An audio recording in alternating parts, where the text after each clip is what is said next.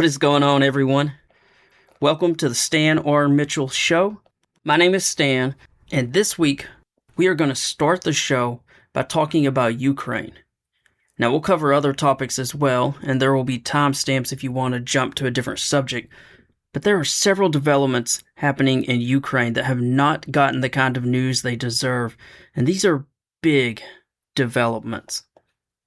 Now, the first one I want to discuss involves a body of water that I don't expect most Americans to know about. Now, there's a graphic. I have an image to what I'm going to be discussing in the episode notes. So if you have no idea what I'm going to try to describe, just click the episode notes, go look at this beautiful map, which you can see by just going to the episode notes. It's free to see this. I'll try to explain this though. So Ukraine is mostly a horizontal country, almost like a rectangle. To the south of it is something called the Black Sea, which you may have heard of.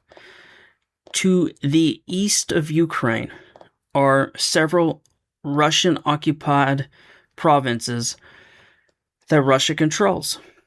And behind those occupied provinces to the east is a large body of water called the Sea of Azov. This Sea of Azov is a major supply route for Russia.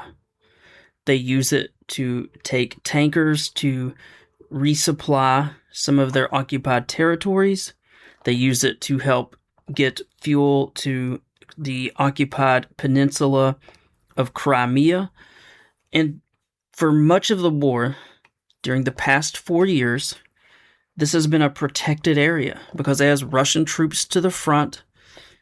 There's been no way that Ukraine could fly aircraft, or they couldn't even get drones there because Russia had good air defenses. It's just been a protected area that was just assumed it would stay that way.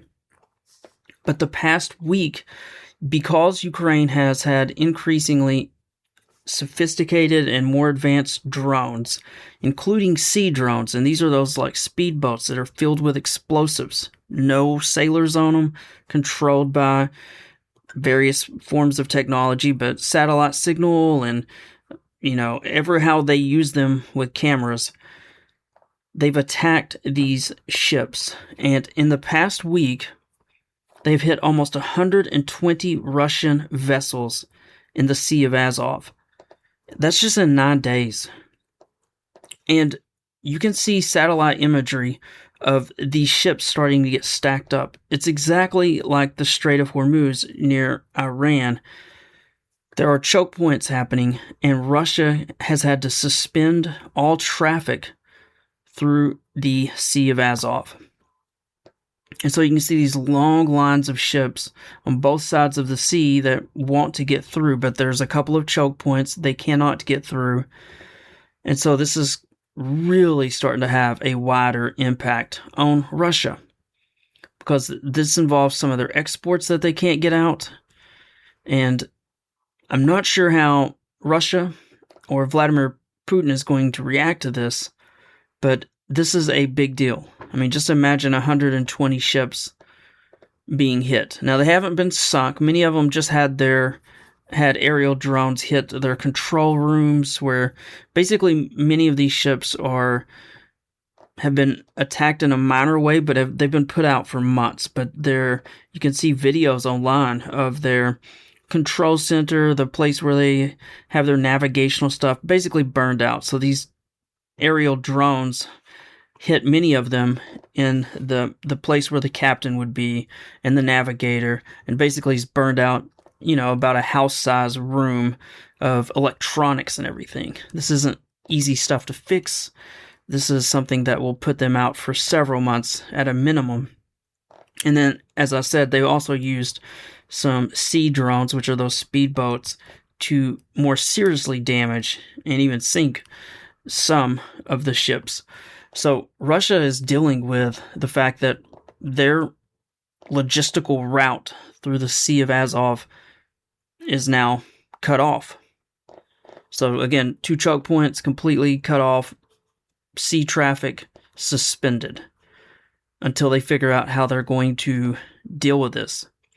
Now, I guess in theory they could shift air defenses to that area, but the problem is that they've moved a lot of their air defenses away from the front to the capital city of Russia, and also near St. Petersburg, two of their big cities that they want to make sure they protect. They are just increasingly strained as far as air defenses go to stop these attacks from Ukraine, which are targeted and very successful.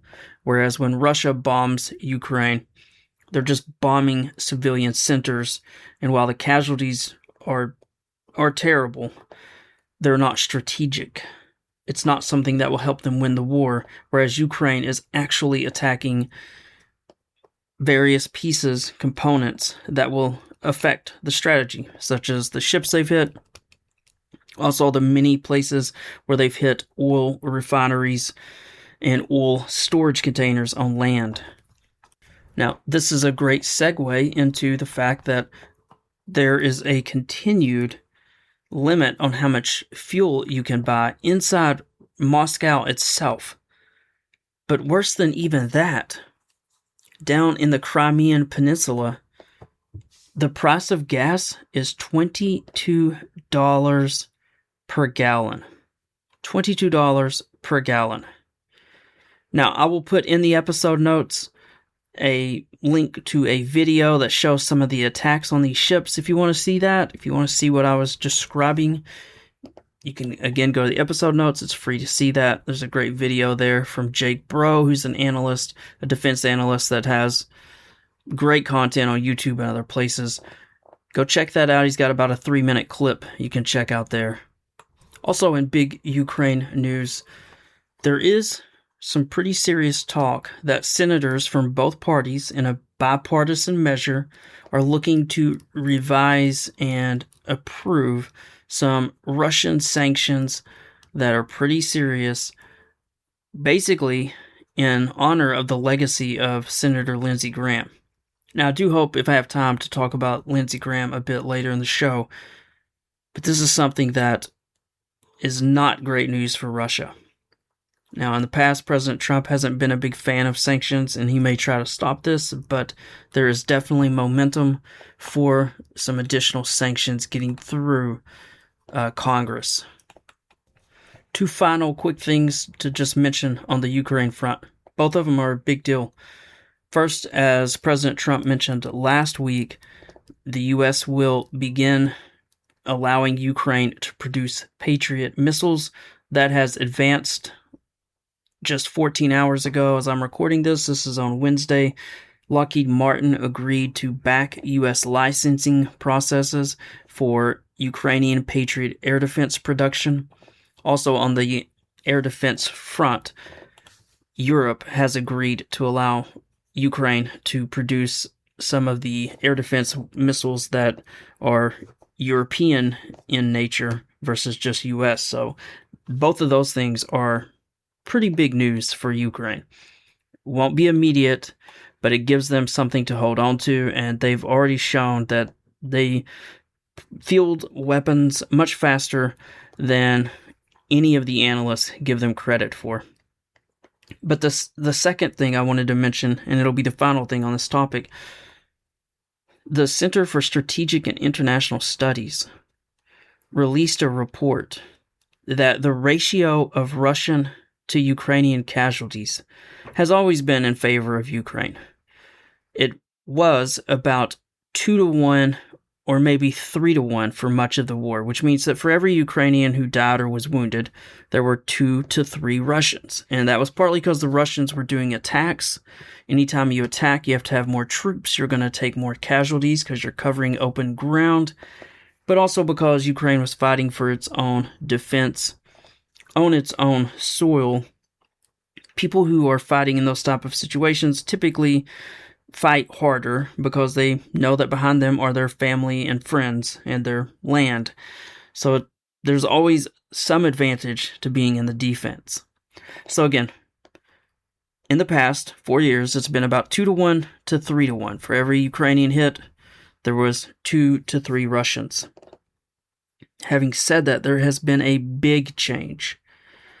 And in 2026, according to the Center for Strategic and International Studies, because Ukraine is using so many drones now, they've made that their number one strategic effort. And they've done that partly because they don't have as many bodies to put on the front line as the Russians do.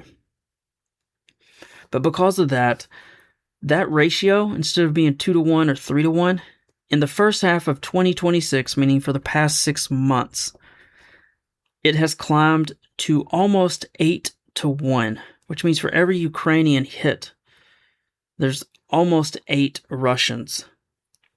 These zones of drone coverage where Russians have to cross dozens of kilometers, many miles of, there aren't even any Ukrainian troops. It's just like, hey, if you cross the next 3 to 5 miles, or ever how deep that zone is, and of course Ukraine's been expanding that zone deeper and deeper. If you cross that area, you're going to probably be seen by a drone, and it's going to hit you, whether you're in a truck or on foot. And so this is big news for Ukraine, but it's also news for Russia, because if you're Vladimir Putin or you're his military commanders, although it's not clear that he gets all of the bad news, you have to start to think about the fact that you've gone from a 2-1 or 3-1 loss ratio to 8-1. I mean, that's horrific. If you want to read that report, I've got a link to it in the episode notes as well. And while you're there, you can sign up to be on the email list, since from time to time I do send out short briefings or news summaries. It's free to do so. If you want to sign up for $5 per month to support the show, that's awesome too. But just check the link in the episode notes wherever you're listening, and it will lead you to the Substack page, and you can see the map so you know exactly what body of water has been cut off, and you can also see some video on the strikes on those ships. You can see additional information about that report on the casualties. Let's move from that war zone in Ukraine to the war zone around Iran. As you guys know, the Iran war nightmare for the president has continued to worsen the past week. It has just been back and forth hits between the United States and Iran, and the escalation just continues. Going back to since last week, the strikes, we as a country, the United States attacked some railway bridges. Iran managed to hit another ship. The strikes then going into Saturday ended up getting more and more fierce. After Iran hit the ship, there was a container ship that was under the flag of Cyprus. It had some wounded folks and a civilian crew member missing. And so the U.S. hit more than 140 Iranian military targets in response. Then Iran retaliated, targeted military assets of the U.S. in Jordan, Oman, Qatar, all of those spots. Kuwait has also reported incoming fire. United Arab Emirates has intercepted an attack. I've yet to see much reporting about Saudi Arabia, but I'd be surprised if they haven't hit Saudi Arabia. But 5 or 6 of the main countries are taking attacks.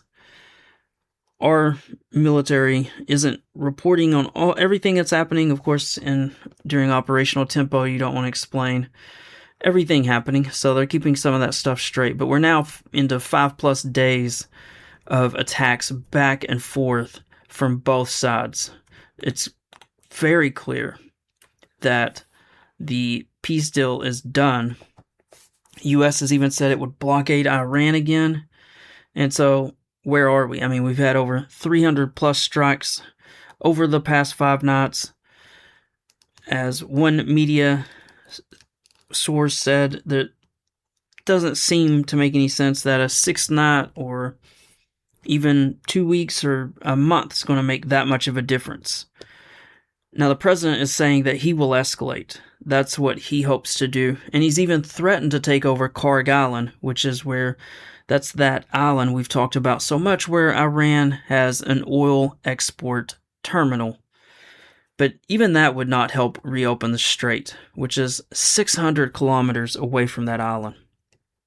And there are huge risks to putting troops on that island and taking it.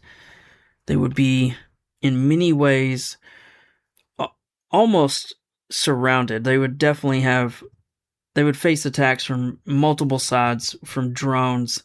It would be hard to supply them. It would be a very challenging mission. I think casualties would be far higher than anyone thinks. Now, at the same time, the economic risk and the economic, cost to Iran are growing. We are striking expensive infrastructure. They now cannot sell crude oil because the blockade's back in place. And so this is devastating for them as well. But it is politically devastating, especially for the Trump administration and Republicans. Take a listen to what one of the senior reporters for The Hill had to say on how this could affect President Trump in the coming days, weeks, and months. They're just going to use this as purely a partisan political bludgeon against Republicans. Graham Plattner blowing up in Maine was bad news, but the resumption of this war is good political news for the Democrats. Chuck Schumer is already out there calling the MOU an utter failure, slamming Trump repeatedly. Democrats are going to have another Iran war powers vote, even though they've already passed a resolution. This is something that's going to keep gas prices elevated, fertilizer prices elevated, and that's going to be critical to winning in Ohio and Iowa, two must-win states now that Maine is falling apart for them. So I don't think the Democrats are going to give Trump, any benefit of the doubt. They're going to just continue to hammer him on this. And I think Republicans are just in a tough position because what can they really advocate for? They want this war to be done, but it's really tough to argue for complete capitulation to Iran. And the Democrats are like, this isn't our problem. This is your problem. And we're going to punish you every single day right up until November 3rd. Those remarks come from Alexander Bolton with The Hill, and I think he's right. Now, the president is fully aware that time is not on his side, and here are his words on what he plans to do to try to end this sooner rather than later. Do you anticipate that the strikes we're seeing this week against Iran will expand? Are you considering hitting energy targets or other locations inside of Iran? I'll save the energy targets for last, but ultimately we'll hit energy targets, yeah. But we're going to hit them very hard tonight. We're going to hit them very hard tomorrow night. We're going to hit them very hard the night after. And then next week it gets really bad for them because next week comes the power plants. Next week comes the bridges. We're going to knock out all their power plants. We're going to knock out all their bridges unless they get to the table and negotiate. So there's the president's plan. Of course, Iran has its own plan, and one of the things they're doing is by attacking targets from as far away as Jordan all the way to the south, they are stretching the conflict. And we talked about this a few weeks ago, how American air defenses can only cover so much ground. And so they are stretching the battlefield across 3,000 kilometers, as I saw in one media report. And the U.S. just quite frankly can't really defend 3,000 kilometers of airspace. And so Iran is definitely landing some strikes of their own. And we'll just have to see how this plays out. I don't think anyone truly knows how it will play out. As you guys know, that I've said from the beginning, I'm not a fan of the Iranian administration or what they have done. It's probably wrong to even call them an administration, but the leaders there, what they've done to their people, all the terrorism they funded, all the terrible things they've done. But it would have been really, really nice to have more allies on our side as we try to confront what is a very real and large threat from a capable foe on a country that's like larger than Afghanistan and Iraq together. I mean, this is a very large physically, size-wise. Physically, it's just the size of the country alone is daunting. In fact, I looked it up because I wanted to make sure I had my facts correct. And Iraq is about 170,000 square miles in size, which obviously we invaded Iraq. Afghanistan is 252,000 square miles. So 252,000, 169,000, so rounded up to 170. But it's basically Iraq and Afghanistan is 421,000 square miles. Of course, reminder, we fought inside Afghanistan for almost 20 years before withdrawing. So 421,000 square miles. Do you want to know how big Iran is? Iran is 636,000 square miles. And we have fewer troops around Iran than we had in Iraq. So 636,000 square miles compared to 421,000 square miles when you count Iraq and Afghanistan. And oh, by the way, once we took Iraq, we very quickly started pulling together their police force and bringing back some of the folks who had served. And essentially we were using fairly quickly Iraqi soldiers to complement American strength, which is the same thing we did in Afghanistan. We eventually helped create the Afghan National Army, and we can debate their effectiveness or lack thereof, but we had lots of bodies of locals who spoke the language and helped us fight. We have none of that in Iran. So it's a larger country, much, much bigger than Iraq and Afghanistan, and we have fewer troops there, and we currently, at least publicly, have no troops on the ground.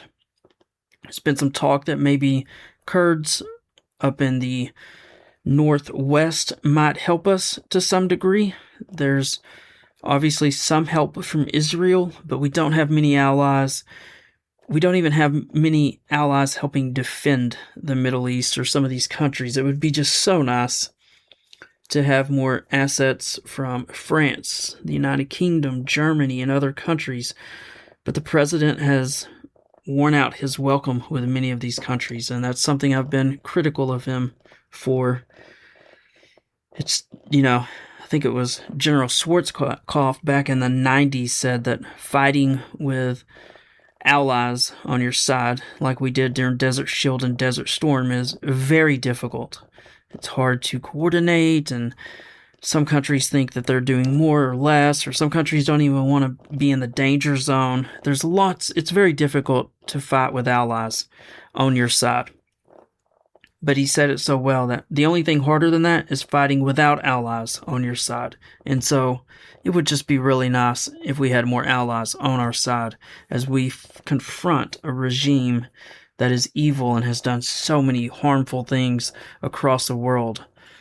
But it is what it is. We are where we are. And so the president's strategy at this point is to potentially escalate.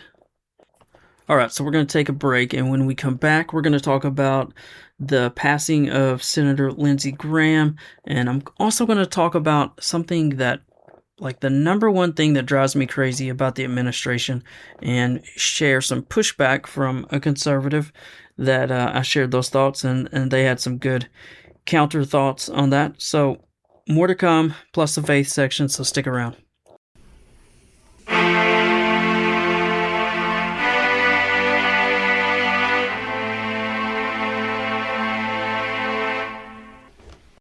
Quick reminder, if this show's been helpful, one of the best ways to support it is simple.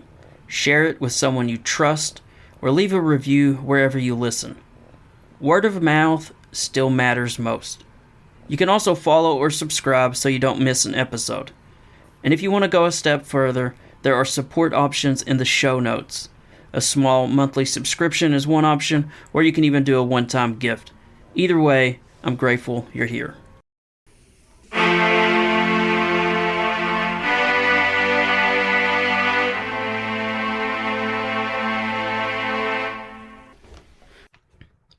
So let's talk about the passing of Senator Lindsey Graham. Now, I know that just due to timing of the show release, that you guys have probably seen and read and heard about everything that can be said about Senator Lindsey Graham. At least the basic stuff has been covered on all the news channels. And so I don't want to repeat what they've already said. I don't want to waste your time. But I did want to at least discuss a few brief thoughts. The first and most obvious one is that the unexpected passing of Senator Lindsey Graham does complicate the GOP agenda in Congress. There's been some talk about that, but he served on some key committees, and I think we'll see in the coming weeks that where the Senate is so closely divided, his loss is going to make things more difficult for President Trump.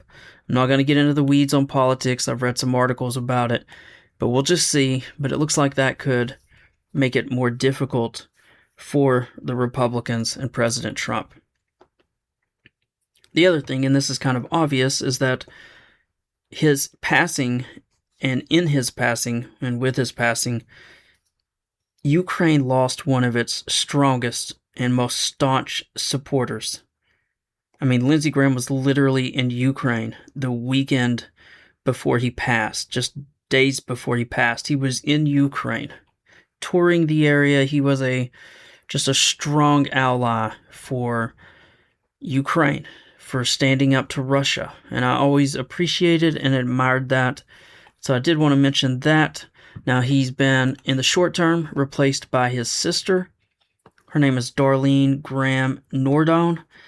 She will finish his Senate term. And then, of course, there are some folks jockeying to replace him long term.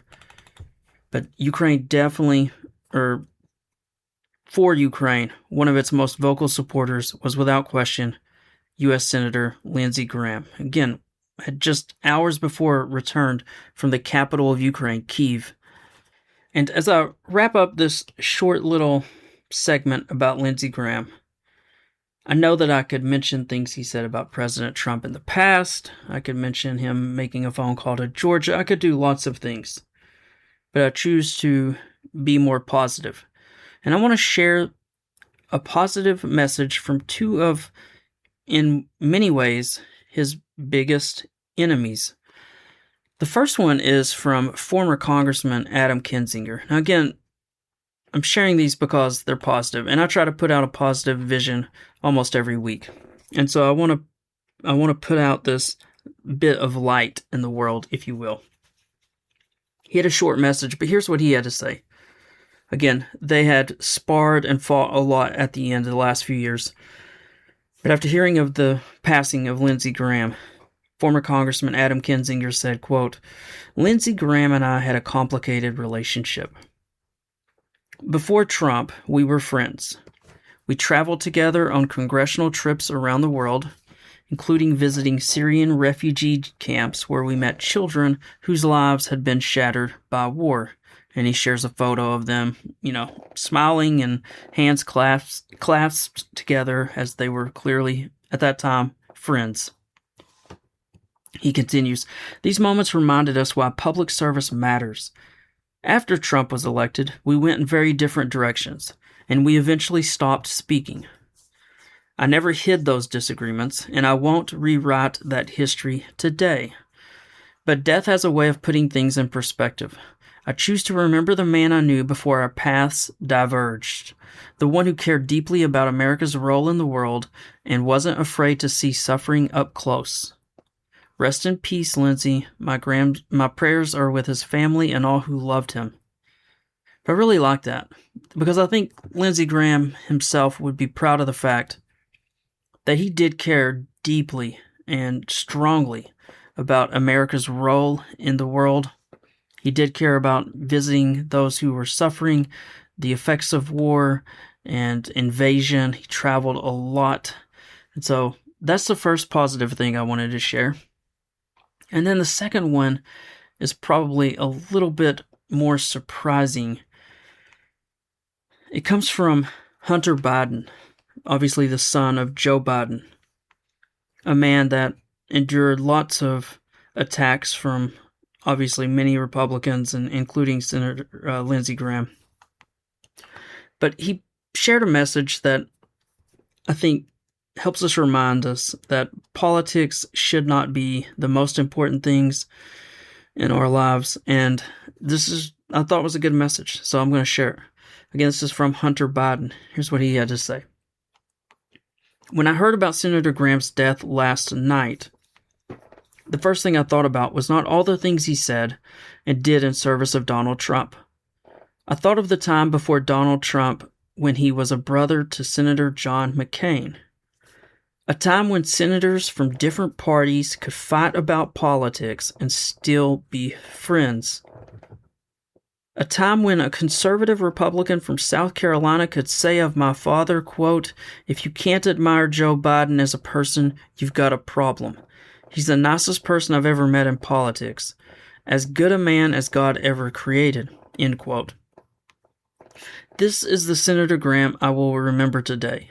Not because I have forgotten what came after, because in that memory there is hope. Hope for a country where brothers can fight like hell over policy and still share a meal and a laugh and the loss of the people they love. I will choose to remember the time before Trump because I believe in an America after Trump. So that was the message again from Hunter Biden, which was obviously a kind message from a gentleman who had been attacked a lot. But I wanted to let's just end on a positive note for this segment. And that's where I'm going to leave it right there. All right, let's move now to what I would say is one of my biggest criticisms of the Trump administration. And this is something that you guys know I'm not the biggest fan. I did not vote for him, but anyone who's been listening for the past year plus knows I have been as fair to him as possible. And what I'm saying now is something that I would almost think is advice to him and his leaders in his administration. But one of my biggest criticisms of this administration is how often they will make major announcements and then they will reverse them a day or two later. Now, the one I'm speaking of most recently is just this week. The president said that the U.S. itself would require ships to pay 20% charge on their cargo to cross Hormuz under U.S. military protection. Now, of course, let's not forget that just a couple of months ago, Marco Rubio, the Secretary of State, said that tolls are illegal. And let's not forget that it was also put in the Memorandum of Understanding that Iran could. But besides all of that, Rubio says a couple of months ago, not going to do it. Then they put it in a plan. Then the negotiations fall apart with Iran. And then President Trump just throws out, well, we're going to do it. The U.S. will charge since we are protecting ships. He makes this announcement everywhere, all over the media, on his social media, on various, it's all over the news. Less than 24 hours later, he changes his stance on that. Less than 24 hours. He then says Gulf states will invest in the U.S. as repayment instead. And this happens according to all the various media reports because shipping industry executives, company leaders largely opposed the fee. In fact, the International Maritime Organization, which is an agency within the United Nations, they said that mandatory tolls in the strait are illegal. And so after this happens, I share a CNBC headline that says that President Trump had walked back the decision to charge tolls in the Strait of Hormuz. And I said one of my biggest criticisms is how often the administration reverses its decisions, like a day or two later. And this, again, was less than 24 hours. So you make a major announcement, 24 hours later, you're like, yeah, going to go 180 degrees a different direction. And what I don't understand is I've read a few leadership books in my day. I've read tons of biographies, studied presidents, studied CEOs of organizations because I used to be an ambitious guy who thought he'd be a big business executive someday. But what I don't understand is effective leadership always usually has planning, staff work, input from people responsible, like department heads, You guys tracking with what I'm saying here? you just, deliberate among yourselves, you make a decision, and you do all that before you announce it, not afterward. But President Trump constantly fires from the hip, and it's much worse this term than the first term. In the first term, he had folks like Secretary of Defense General Mattis. He had some big-name folks that would reel him in on some of his decisions before he would make these pronouncements, which were just blatantly over the top, not very well thought out. And so I shared that on social media because I feel pretty strongly about that. And I did get some feedback. I thought I'd share some of that feedback, including one from a conservative reader and listener. But one person who agreed with me said that President Trump has no plan, that he just reacts emotionally. And it does seem that way often. He gets very mad about something, and he will claim that is a strength, that his unpredictability is a strength. And I would just say as a counter that it's wearing thin.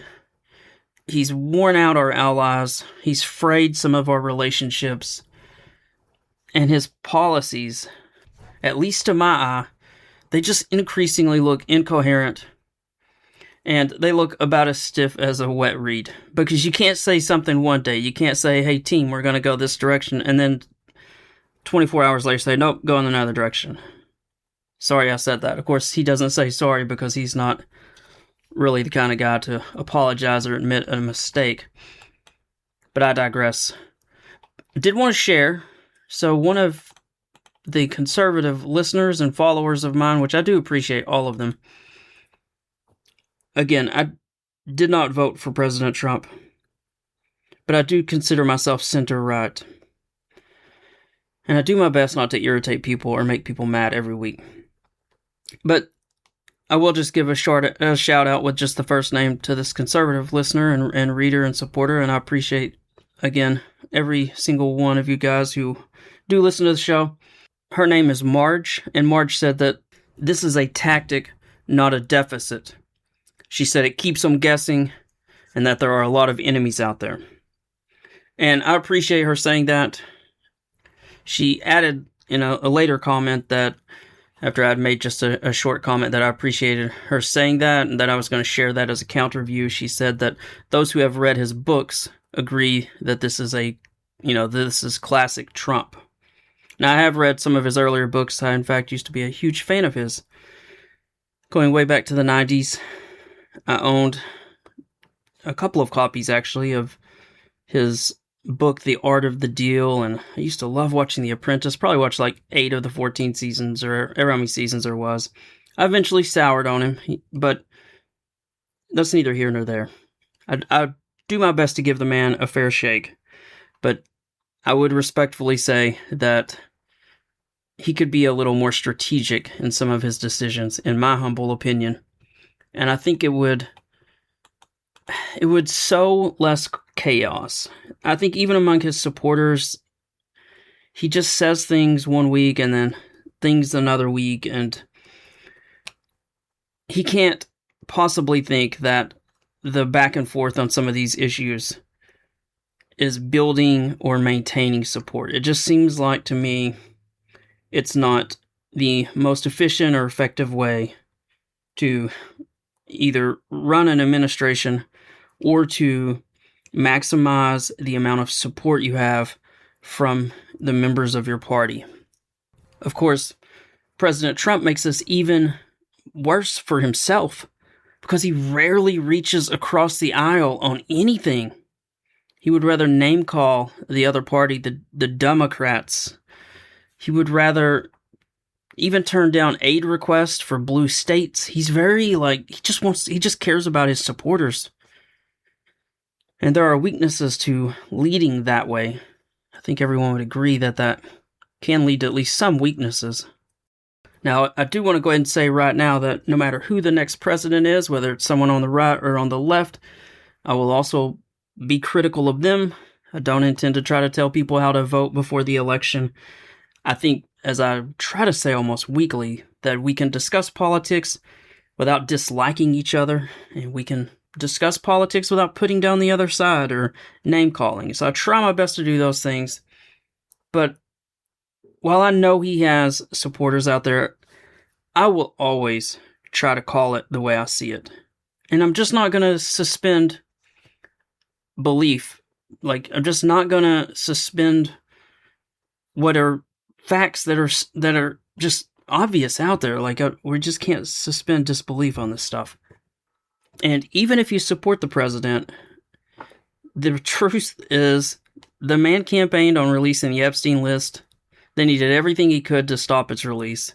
He even called it a Democratic hoax at one point, which makes no sense if you campaign on you're literally releasing it. The president said there'd be no new wars. We're in Iran. We're not getting out of that anytime soon.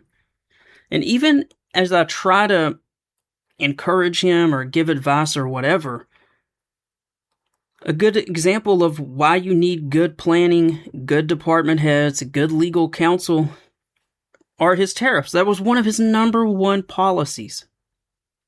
But because he wanted to not listen to legal counsel, he put these sweeping tariffs in as part of an Emergency Economic Powers Act, the IEEPA, International Emergency Economic Powers Act. He puts these sweeping tariffs in, and it took forever to get through the Supreme Court, but ultimately they were ruled unlawful because the statute does not authorize a president to impose tariffs. That is a power reserved for Congress, which everyone told him that in the beginning. And the craziest thing is he probably could have gotten them through Congress, but he didn't want to listen. He wanted to move fast. He wanted to break things. He wanted to drain the swamp. He didn't listen to advisors. If his advisors didn't tell him, then he didn't have good advisors.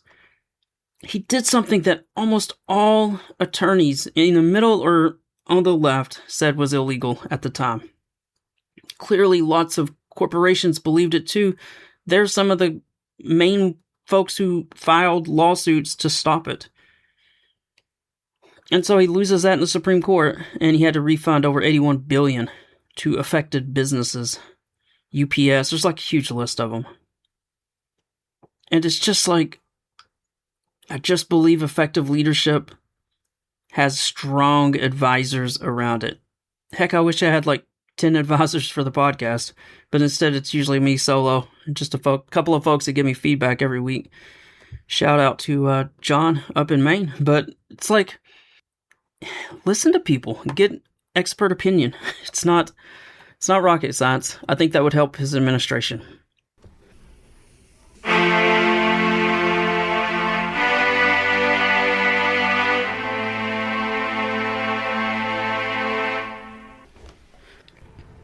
Before we wrap up, I want to take a minute to come back to something deeper. We spend a lot of time each week talking about the country, where we are, where we're headed, what's at stake.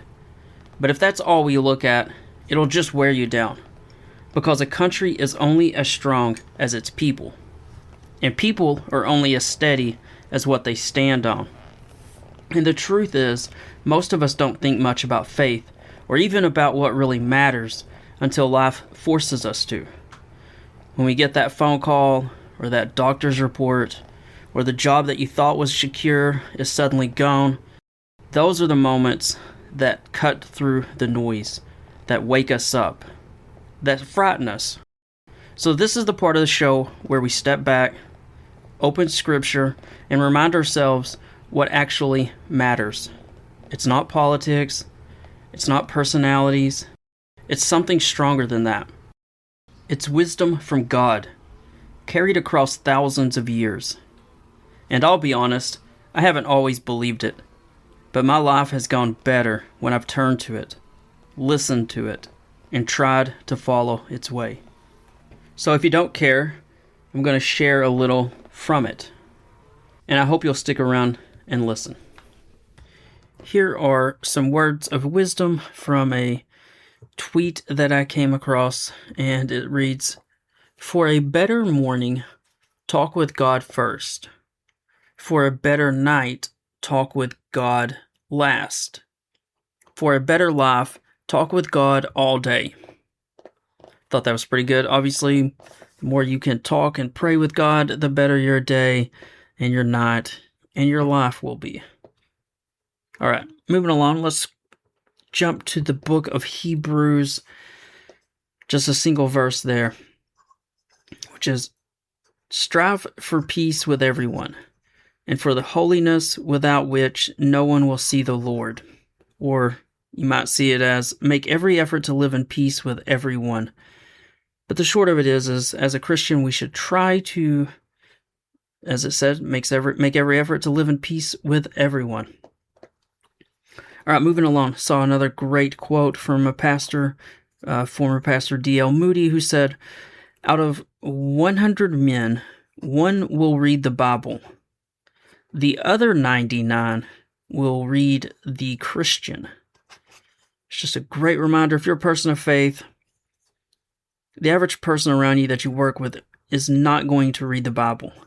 But how you treat them, the kindness you show, agreeing or volunteering to work that extra shift to help them or to replace them while they go visit a sick one or deal with a family emergency or whatnot, like being that person that is just different is sometimes the thing that will spark a conversation and allow you to tell them what makes you different.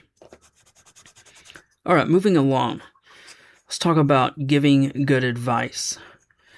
There's a verse in Proverbs, chapter 12, verse 26, which says, the godly give good advice to their friends.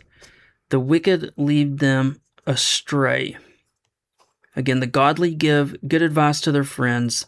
The wicked lead them astray. And the person that shared it asked this question, have you ever shied away from giving advice to a friend for fear that you will step on their toes?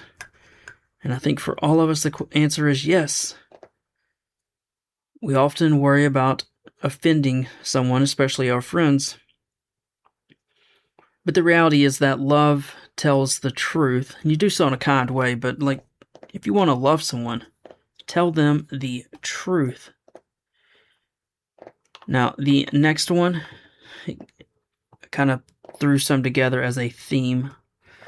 But the next one is from the book of Joshua, chapter 1, verse 9. Have I not commanded you? Be strong and courageous. Do not be afraid. Do not be discouraged, for the Lord your God will be with you wherever you go. And so we shouldn't be discouraged or afraid to tell our friends. We also shouldn't be afraid to tell folks who don't even believe with the message or what the message is. Because as the verse says, have I not commanded you? Be strong and courageous. Do not be afraid. Do not be discouraged, for the Lord your God will be with you wherever you go. All right, the next one. Jumping over to the New Testament. Just a good reminder on how we should be living if you're a Christian. This is from James chapter 1, verse 19. Everyone should be quick to listen, slow to speak, and slow to become angry. Again, everyone should be quick to listen, slow to speak, and slow to become angry. All right, two more. Next one is a quote from a pastor, and the quote is, joy is the flag that flies above the castle of our hearts, announcing that the King is in residence, King being Jesus Christ. So joy is the flag that flies above the castle of our hearts, announcing that the King is in residence. So the short of it is be joyful. Numerous times throughout Scripture, we are told to be joyful, to have a good spirit, to be different. So if you are a believer, you should have a flag of joy that flies around you, that flies over you, that announces that the King is in residence. It's a beautiful quote. And then we'll end with one final verse from the Old Testament, book of Isaiah, chapter 40, 31, one of the more famous verses. I know I've read it a time or two in the past, but can't ever read this one too much. Those who hope in the Lord will renew their strength. They will soar on wings like eagles. Again, those who hope in the Lord will renew their strength. They will soar on wings like eagles. I think it's a great reminder that not only in the current day that you're living, but as most folks get older and they see their body get weaker and wither, they don't necessarily have much hope, and they see their life draining away, whereas Christians believe that these bodies that we have will be replaced with bodies that don't age, that don't hurt, and so we have a long-term hope that we will renew our strength. And so, but even in the short term, when you know that you have a all-powerful creator that is on your side and often takes and loves you so much and often steps into divinely into your life and moves mountains for you, it makes you more optimistic. Doesn't mean he always will. I'm not trying to say there's some kind of prosperity gospel. The reality is that many Christians will be hated. You may literally face threats, especially in America. We're in a safe situation right now, but across the world, many Christians are attacked and threatened, and we should remember our Christian brothers and sisters. But even those who face, as the Bible says, don't fear those who can take your physical bodies. You should have no fear of that. You should have fear and love for the one that can restore and save your soul. But again, the quote is, "Those who hope in the Lord will renew their strength. They will soar on wings like eagles." Isaiah chapter 40, verse 31. A great one to end on. I like to end the faith section each week by saying that if you're skeptical or you're not sure if what I've shared is true or not, I'd like to encourage you to read the Bible for yourself. Not secondhand, not through headlines or arguments. Just open it and read. I've linked a Bible resource page in the episode notes that talk about translations and a good place to start. But if you don't want to click anything or take the time to read that short explanation I provide, just start with the book of Mark in the New Testament, and then read a little bit of Psalms or Proverbs each day. Let the text speak for itself. And if it's all a bunch of hooey or drivel, then you'll know pretty quickly that I'm off my rocker. But if it's the Word of God, then I think God will speak to you through the text. And I think if you're unsure, you shouldn't be afraid to read something. I know I've read many texts about Buddhism, Islam, other faiths, Hinduism, and none of those texts spoke to me. But the Bible did speak to me. And so my challenge is, open the book yourself. Read it as a skeptic. And see if it's full of absolute truths and feels like the Word of God. If you don't own a Bible or don't have one handy, there are free apps on your phone. There are bazillions of websites that have the Bible on it, so you can read it from your phone. One final word. If you're a veteran and you're dealing with depression, PTSD, or thoughts of suicide, please check out the link in the resource notes. We need you in this fight, and you cannot give up. After all, who is going to take care of your family someday? Do you really want your military friends to feel guilty they didn't check on you more? I know it's taboo to say that it's selfish, but it is selfish. There is a purpose for your life, and you're just dealing with a lot of pain right now that feels overwhelming.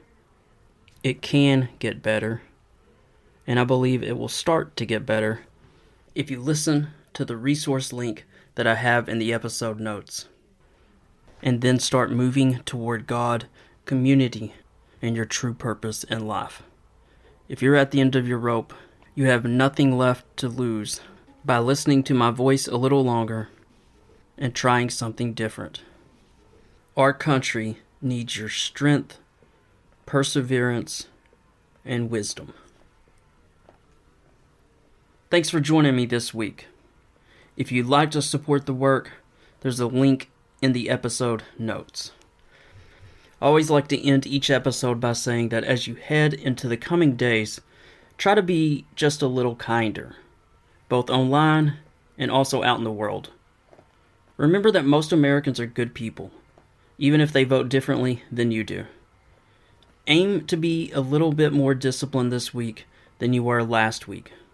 Mentally, physically, and spiritually, raise the bar just a little. You don't have to be perfect.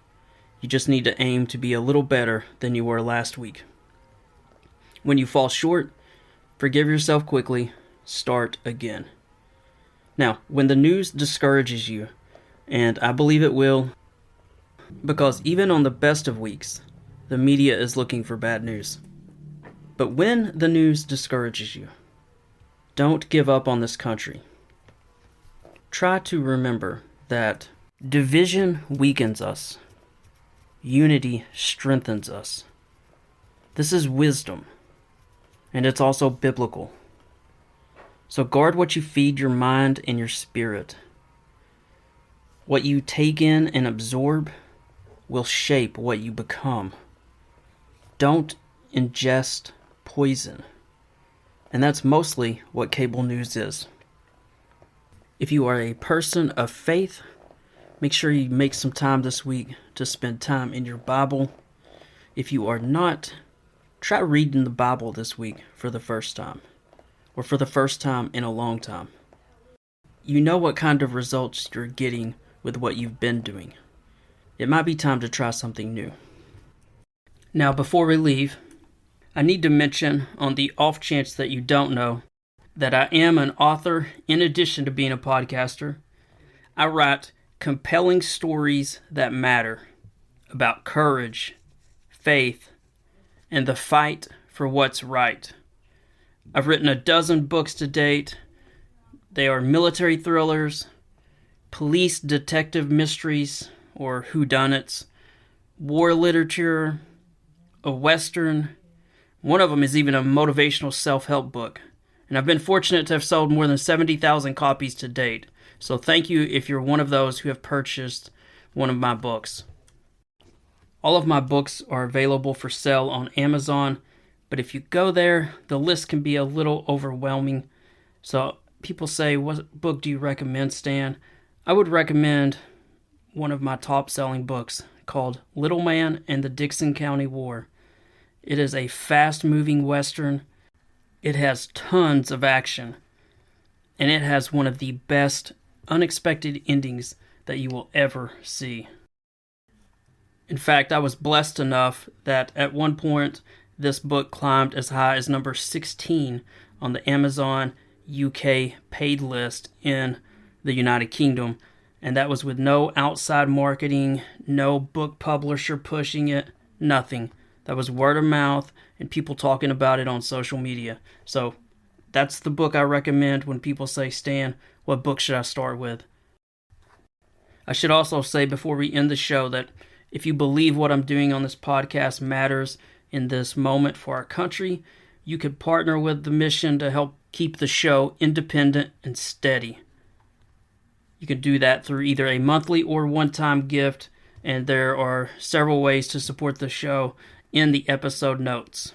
No pressure to do so, just huge gratitude if you do. Until next time, stay hopeful, stay humble, and keep working to be the light in your corner of the world. You've been listening to the Stan R. Mitchell Show.